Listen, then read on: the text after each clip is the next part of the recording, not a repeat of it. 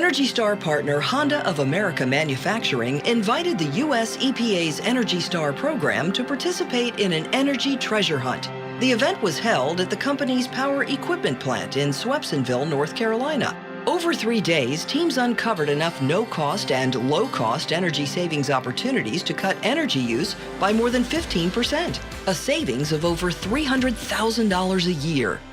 Honda's actively involved with the Energy Star program, and we've heard about this opportunity that other companies were using the treasure hunts, and we wanted to learn a little more about the treasure hunts and see what kind of opportunities we could find. A treasure hunt is an activity more like an audit or assessment, but there's other pieces that come into play with the treasure hunt. Besides looking for energy reduction opportunities or projects, you're also looking at it from a culture standpoint, and how do you build the behavior of energy efficiency and continuous improvement into the overall culture and organization of the company. While finding energy cost savings was an important goal, Honda had other reasons for holding its energy treasure hunt.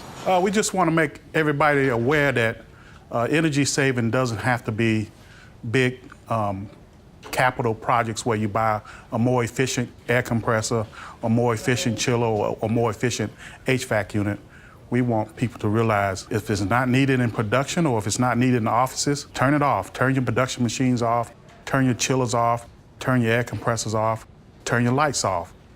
Most people do it at their house. We want them to think about it the same way here at the plant. The goal being that we want to reduce our environmental impact, and as well as energy efficiency helps the bottom line. Hoping to find some ways to reduce our energy and waste, whether it be electricity or water or natural gas. Like I said, this will help reduce our carbon footprint, but also help us to reduce our cost of operation, which we can pass on to our customers.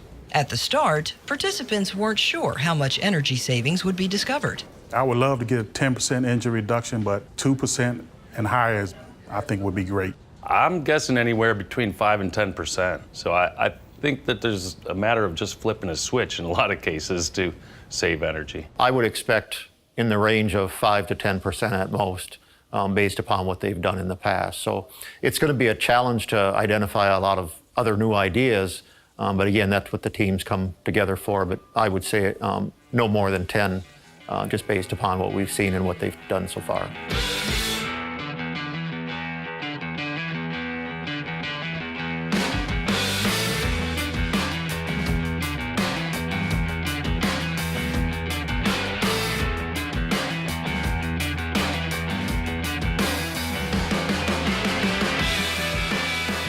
Participants were surprised by the results. Actually, we came up with a 15% reduction in energy efficiency. I was very pleased with, but also very surprised with. To see that we've identified 15% with specific information with a whole list of other things to explore, really took me back. I mean, the amount was surprising.